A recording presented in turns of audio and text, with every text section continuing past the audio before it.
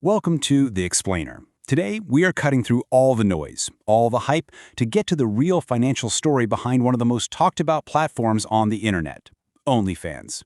So here's the big one, right?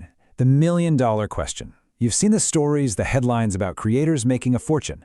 But is that actually realistic, or is it just an internet fantasy? Let's see what the data really says. And you know, this really gets to the heart of it. Our source material puts it perfectly. Is this a real earning opportunity, or is it just internet hype? That's the exact question we're going to unpack today. Okay, so before we dive into the numbers, let's just make sure we're all on the same page. What is OnlyFans, really? At its core, it's a direct-to-fan subscription service. And while it has a certain reputation, the content can be pretty much anything. We're talking fitness coaches, chefs, musicians, you name it.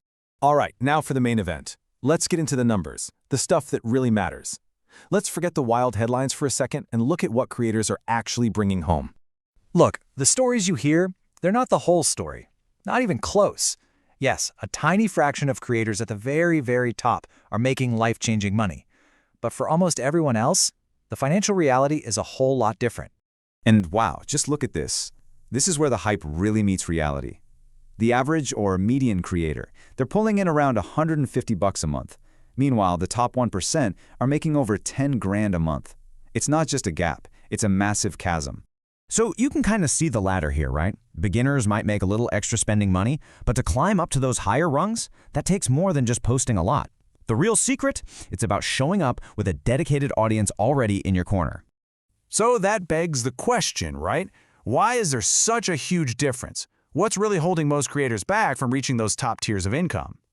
And it's basically a laundry list of classic business problems. You start with no audience, you're not consistent, your branding is weak, you have zero marketing plan. I mean, it becomes super clear, super fast that this isn't just about posting content. You're essentially running a small business, and that is a whole different ballgame.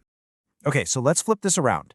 For the people who are making it work, how does the money actually flow? Where is it coming from, and how does it get divided up? Well, it's not just about that monthly subscription fee. The really smart creators build multiple streams of income right on the platform. You've got your subs as the base, then you get tips from your biggest fans, and on top of all that, you can send out special pay-per-view content. It's a layered approach. And what about the platform's cut? OnlyFans takes a 20% fee, which, to be honest, is pretty standard for the creator economy. That means the creator keeps the lion's share, a full 80% of everything they earn. Okay, this brings us to a really important point, especially if you're thinking about this as a serious gig. Can you actually count on this income month after month? Is it stable?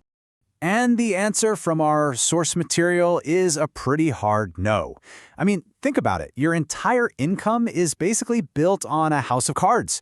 Subscribers can just leave anytime. The only way it's stable is if you have a rock-solid community that you've built somewhere else off the platform. And when you put it all side by side, the trade-off becomes crystal clear. On the one hand, yeah, you get amazing flexibility and a direct line to your audience. But on the other hand, you're jumping into a super competitive pool with no guarantee of income, and you're totally at the mercy of one single platform. It's also interesting when you compare it to other creator platforms. You know, on YouTube, it's all about making great videos. On Patreon, it's about being an expert in your niche. But OnlyFans, the data shows it's a different beast. It's all about your personal brand and your marketing skills. You have to be your own hype person 24/7. So we've looked at the numbers, the challenges, the risks. Where does that leave us? What's the final verdict here? Should you look at this as a legitimate career plan? And honestly, this quote from our source just nails it. Treat it like a business experiment, not a full-time plan. That is the smartest way to look at it. You know, dip your toe in, test things out, but maybe don't quit your day job just yet. And if you remember just one thing from all of this, let it be this. OnlyFans isn't really a discovery platform. It's a monetization platform. It's not where you go to find an audience, it's where you go to cash in on the audience you've already built somewhere else, like on TikTok or Instagram. It's the last stop, not the first.